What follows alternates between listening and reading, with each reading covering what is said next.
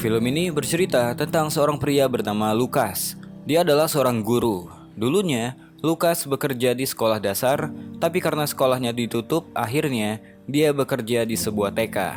Bisa dibilang, Lukas adalah guru favoritnya anak laki-laki. Suatu siang, ketika selesai berbelanja, Lukas melihat salah satu muridnya yang bernama Clara. Lukas pun bertanya di mana orang tua Clara. Namun Clara mengatakan dia tersesat karena dia asik berjalan dan kelupaan jalan pulang. Karena hal itu, Lukas pun mengantarkannya pulang ke rumah.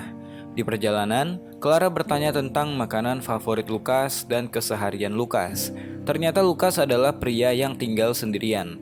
Clara pun mengatakan dia ingin berkunjung ke rumah Lukas, sekedar membawa anjingnya Lukas yang bernama Fanny untuk jalan-jalan. Lukas sebenarnya punya anak dan juga istri yang bernama Kirsten. Namun saat ini dia udah bercerai dan Markus anaknya tinggal bersama Kirsten. Lukas saat ini tengah mengupayakan supaya Markus bisa tinggal dan pindah bersamanya. Sesampainya di rumah Clara, Lukas disambut baik oleh orang tuanya Clara yang bernama Theo dan juga Agnes. Lukas memang udah jadi teman bagi keluarga ini. Apalagi Lukas adalah sahabat bagi Theo. Lukas dan Theo memang sering menghabiskan waktu untuk nongkrong dan berburu. Suatu siang, ketika Lukas melewati rumah Theo, dia menemukan Clara duduk sendirian di depan rumah. Ternyata Theo dan Agnes lagi bertengkar hebat di dalam dan Clara nggak ada yang mengantarkan ke sekolah. Jadi, setelah menelpon Theo, Lukas pun menyampaikan bahwa dia akan menemani Clara ke TK. Bisa dibilang Clara adalah anak yang tumbuh berbeda. Dia nggak mendapatkan kasih sayang yang cukup dari orang tuanya. Kakak laki-lakinya juga kadang memberikan pengaruh buruk padanya, seperti membiarkan temannya untuk menunjukkan film porno pada Clara, sehingga dia punya traumanya sendiri. Hej Clara! Hvor så klar? Du strider lige ud i luften. Kom nu, lad os begynde. Di sekolah, Clara juga nggak bermain dengan teman-teman perempuannya. Dia lebih tertarik memperhatikan anak laki-laki bermain, atau lebih tepatnya, memperhatikan Lukas. Sangat disayangkan, Clara menyukai Lukas, gurunya sendiri, dalam hal asmara. Dia bahkan mohon maaf mencium Lukas ketika Lukas lagi bermain dengan anak laki-laki. Karena hal tersebut, Lukas pun segera memanggil Clara. Lukas memberi pengertian dengan kasih sayang kepada Clara. Dia mengatakan, mencium itu hanya boleh dilakukan oleh orang tuanya saja. Kemudian, Lukas juga menemukan hadiah di jaketnya. Lukas ingin Clara memberikan pada anak laki-laki di sekolah atau ibunya saja daripada dirinya. Namun Clara mengelak dan mengatakan hadiah itu bukan dari dirinya.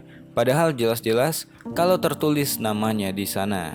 Sore menjelang malam, Grete, kepala TK tersebut menemukan Clara yang belum dijemput oleh Agnes. Clara duduk diam sendirian. Ketika itu Clara mengatakan kalau dia benci Lukas sebagai orang yang jelek. Jeg hader Lukas. Hvorfor ikke det? Han er dum, grim, og han har en tissemand. Ja, det har de fleste mænd, ikke? Ja, det har din far, og det har Torsten. Strider lige ud i luften som en kæp. Er der sket noget, Clara? Clara jelas banget mengulangi perkataan kotor yang dia dengar dari Torsten dan temannya ketika di rumah. Namun tentu aja mendengarkan hal tersebut membuat Grete salah paham dan mengira sesuatu yang jahat menimpa Clara. Terlebih lagi, Clara mengatakan kalau Lukas memberikannya hadiah berbentuk hati, padahal itu adalah hadiah darinya yang Lukas tolak. Ketika Agnes menjemput Clara, Grete pun tertegun. Dia ingin menjelaskan hal yang baru aja dia dengar, namun karena dia belum yakin, Grete pun mengurungkannya. Sementara Lukas yang belum pulang, tengah menelpon Kirsten dan mendapatkan kabar baik kalau Markus anaknya ingin tinggal bersamanya. Rencana kepindahannya pun akan dilakukan setelah Natal. Untuk merayakan hal tersebut, seorang karyawan sekolah bernama Nadia pun mengajaknya untuk minum kopi di situ. Nadia adalah orang Amerika yang masih belum bisa bahasa Jerman secara fasih. Nadia kelihatannya tampak tertarik dengan Lukas. Sementara Grete, dia masih syok dengan pernyataan Clara tadi, bingung harus ngapain. Tentu aja dia menduga ada seorang pedofil bernama Lukas menjadi guru di sekolah ini. Di hari libur, Lukas dan teman-temannya yang lain akan berburu bersama. Mereka benar-benar menghabiskan waktu dari berburu hingga menikmati hasil buruan mereka. Lagi asik ngumpul, Lukas ditelepon oleh Nadia. Waktu itu Nadia ingin mengajak Lukas kencan.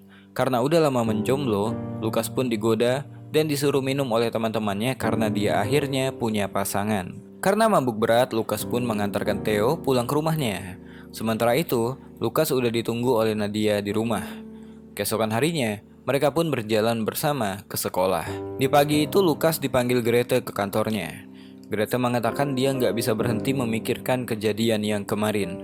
Dengan merahasiakan identitas Clara, Grete mencoba bertanya, apakah Lukas melakukan hal yang berbau dewasa pada salah satu anak murid di sekolah ini. Børn har fortalt nogle ting. Jeg ved godt, at barnet har en livlig fantasi, men jeg vil nu lige nævne det for dig alligevel. Ja, selvfølgelig. Barnet siger, at der er sket ting imellem jer, som normalt kun bør ske mellem voksne mennesker. Har set dine kønsdele. Grete pun menyuruh Lukas libur dulu sampai ada kejelasan dari masalah ini sambil dia mencari solusinya. Di hari itu Grete memanggil seseorang bernama Ole untuk menengahi masalah tersebut. Ole dipertemukan pada Clara dan Clara disuruh mengulangi perkataan yang dia sampaikan pada Grete. Awalnya Clara menolak dan mengaku nggak berkata apa-apa.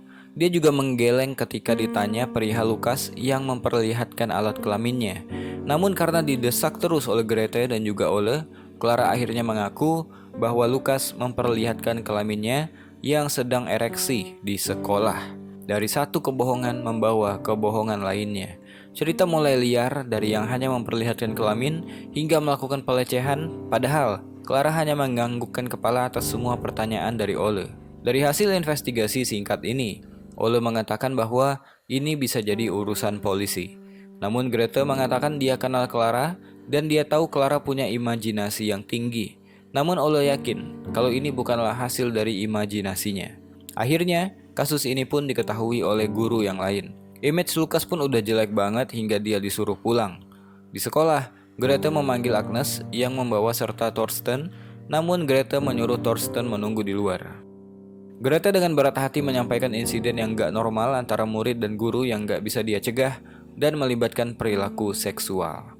Grete mengatakan kalau Clara diduga menjadi korban pelecehan seksual oleh orang yang dekat dengan keluarga Agnes. Grete mengatakan hal ini gak mungkin merupakan kebohongan atau imajinasi. Tentu aja Agnes terpukul banget. Malam itu bertepatan dengan pertemuan orang tua dan guru. Grete juga menyampaikan insiden ini kepada semua orang tua yang hadir. Gak tahan dengan pembahasan ini, Agnes pun memilih untuk pulang. Grete menduga korbannya lebih dari satu orang, sehingga dia mengajak para orang tua memperhatikan kejanggalan yang diperlihatkan anak-anak mereka di rumah. Malam itu Lukas ditelepon oleh Markus anaknya. Dia mengatakan kalau dia dilarang menelpon Lukas dan dilarang bertemu karena kasus ini infonya udah sampai ke Markus dan juga Kirsten. Lukas pun menceritakan pada Nadia tentang kasus ini. Nadia tertawa mendengarkannya karena kedengarannya sangat konyol. Besok paginya Lukas datang ke TK. Dia langsung ke kantornya Grete, di mana di sana ada beberapa orang tua murid yang hadir. Namun Grete menolak untuk bicara dan memilih menghindar. Lukas marah karena Grete melibatkan Markus anaknya. Grete merasa jijik melihat Lukas. Waktu itu Grete nggak sengaja mengatakan kalau anak sepolos Clara nggak mungkin berkata bohong. Hvordan kan du finde på sådan noget? Du må være syg. Find på hvad fanden er det, jeg har gjort? Jeg tror på børnene, Lukas, det har jeg altid gjort. De lyver ikke. Du må være syg. Clara er en lille uskyldig pige. Grete, er det klar? Vi stopper her. Jeg vil gerne holde med ud Hvad er herfra. det, hun har sagt til dig, der er sket? Jeg vil gerne Det er holde min bedste vens datter, det ved du godt, ikke? Lukas sadar kalau situasi udah mulai nggak terkendali. Lukas kemudian langsung ke rumah Theo. Waktu itu Lukas ingin mengajak Theo bicara. Theo pun mempersilahkan Lukas masuk. Lukas mengajak Theo untuk menjernihkan masalah ini, dan Lukas ingin Theo bertanya pada Clara karena Lukas juga nggak tahu detail masalahnya. Namun Theo menolak untuk mempertemukan Clara dan Lukas. Theo berkeyakinan kalau Clara nggak mungkin berbohong. Lukas bersumpah dia nggak menyentuh Clara dengan cara yang seperti dituduhkan. Agnes pun muncul dan mengatakan kalau Lukas adalah orang yang bejat dan gak pantas masuk ke rumahnya. Sebelum pergi, Theo bahkan mengancam Lukas akan menembak kepala Lukas dengan senapan berburu jika Clara diganggu lagi. Waktu itu Clara baru bangun dan melihat Theo memarahi Lukas. Kepada Agnes, Clara mengatakan kalau mereka gak perlu memarahi Lukas karena Clara mengatakan sesuatu yang bodoh hingga semua percaya pada hal itu gak benar. Tapi tentu aja yang Agnes tangkap bahwa Clara sedang takut dan hal yang gak menyenangkan akan cenderung ingin dilupakan oleh anak kecil. Suatu hari di sekolah, Nadia dipanggil oleh para guru. Dia dikabari kalau kasus Lukas udah masuk ke ranah polisi. Para guru juga menceritakan kalau beberapa orang tua menceritakan kalau anak mereka punya gejala-gejala pelecehan seksual seperti mimpi buruk dan lain sebagainya. Bukan karena kesaksian yang faktual dari anak-anak mereka. Dikarenakan Nadia adalah pacarnya Lukas, mereka pun ingin Nadia mengetahuinya. Mereka nggak ragu Lukas melakukannya hanya karena Lukas sering pergi ke sekolah bersama Clara dan juga Lukas yang lama hidup sendirian tanpa pasangan. Apa yang Nadia dengar dari guru di sekolah membuat pandangannya berubah pada pacarnya ini. Di waktu itu pintu rumah diketok. Gak disangka yang datang adalah Clara yang ingin membawa Fanny anjingnya Lukas jalan-jalan. Karena gak ada masalah dengan Clara, Lukas pun mempersilahkannya. Hanya saja, Lukas ingin orang tuanya Clara harusnya tahu dia datang kemari. Waktu itu Lukas bertanya, apa yang dia lakukan pada Clara? Namun Clara mengatakan dia gak mengingatnya. Dia hanya mendengar dari orang-orang kalau Lukas menyakiti dirinya, namun dia nggak ingat apa yang udah Lukas perbuat. Kejadian ini nggak membuat Lukas bersikap berbeda terhadap Clara. Dia tetap menjadi sahabat bagi Clara, anak dari sahabatnya. Lukas pun kemudian menyuruh Clara pulang. Ketika melihat hal tersebut, Nadia pun bertanya, apakah Lukas menyentuh Clara? Mendengarkan pernyataan itu, Lukas pun kesal. Karena seharusnya Nadia adalah orang yang percaya dengannya. Lukas nggak ingin ada orang di rumahnya melihat dirinya dengan pandangan jijik dan menganggapnya sebagai predator yang memangsa anak kecil.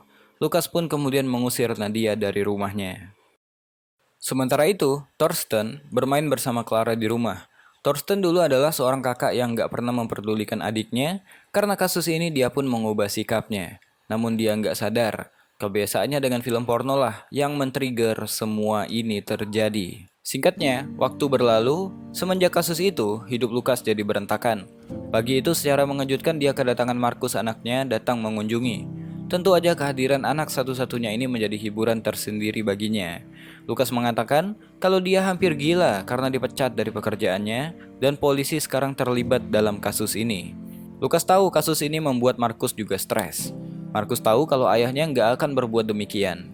Pagi itu sahabatnya Lukas yang bernama Bron datang. Selain sahabat, Bron adalah ayah baptisnya Markus.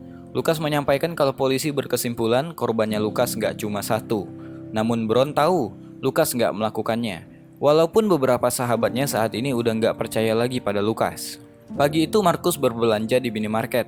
Ketika membayar, manajer di sana mengatakan bahwa dia ingin Markus menyampaikan pada Lukas bahwa Lukas dilarang untuk berbelanja di tokonya lagi karena dia nggak mau pelanggan yang lain terganggu.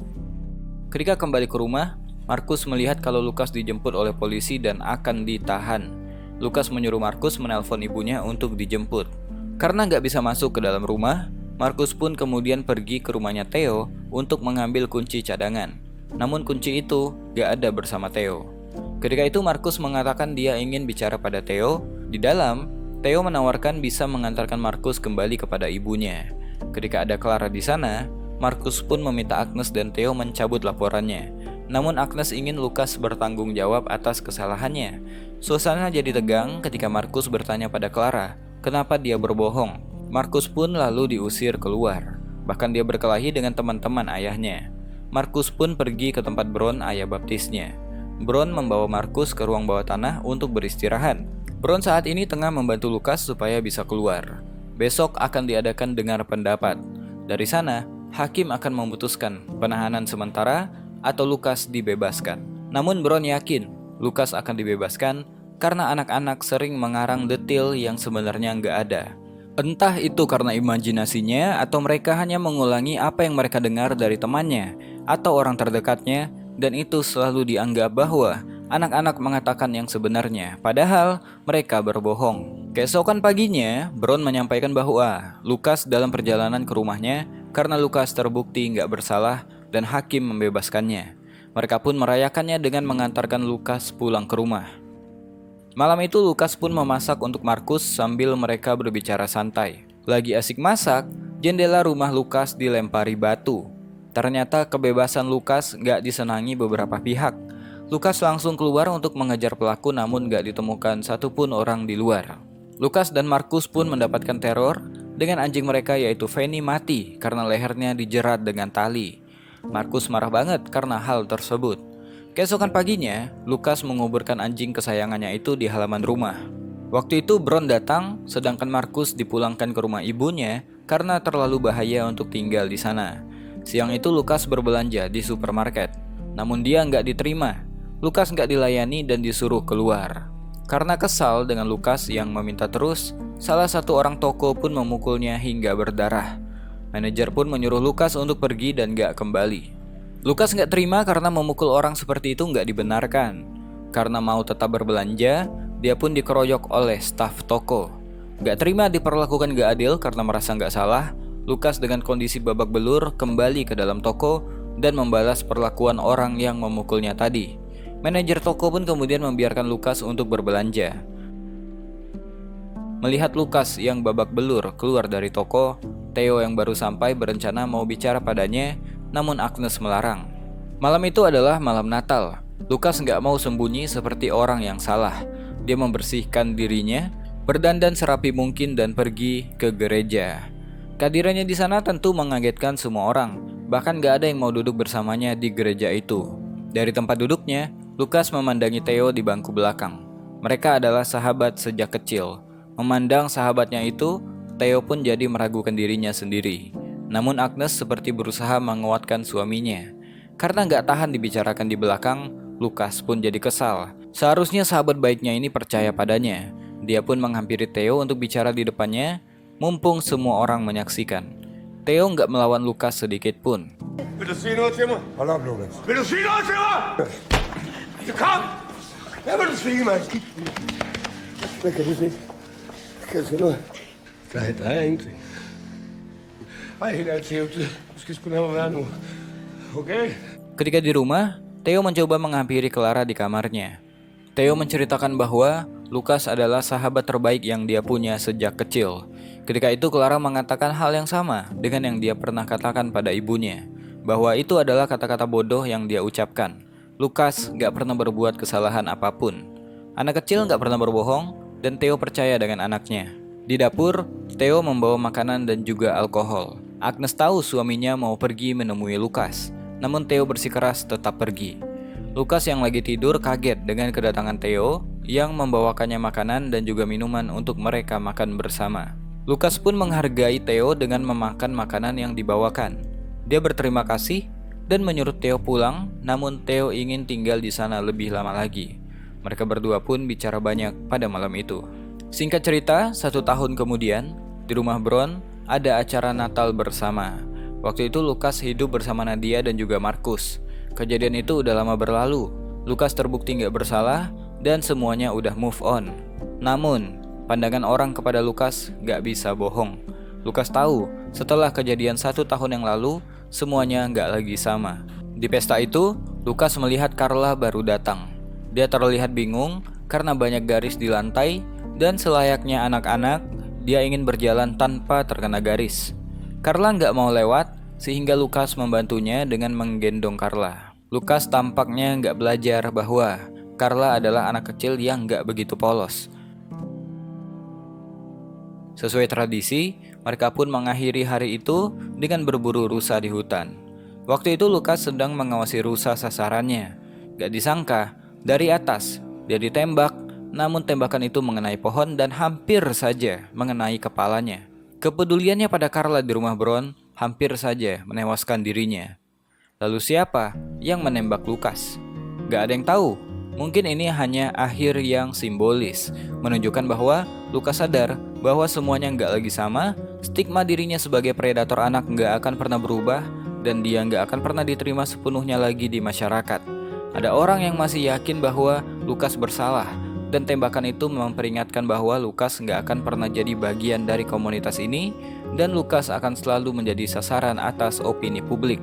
Film ini mengajarkan betapa berbahayanya prasangka, fitnah, dan penghakiman tanpa bukti yang kuat, terutama dalam komunitas yang kecil. Tuduhan palsu, meski berawal dari kesalahpahaman, dapat menghancurkan kehidupan seseorang secara emosional, sosial, dan psikologis. Film ini juga menyoroti bagaimana ketakutan dan histeria yang latah dapat membutakan akal sehat, membuat kebenaran sulit diterima, bahkan ketika sudah jelas. Mungkin itu aja buat video kali ini. Saya Besa Putra, to be continue.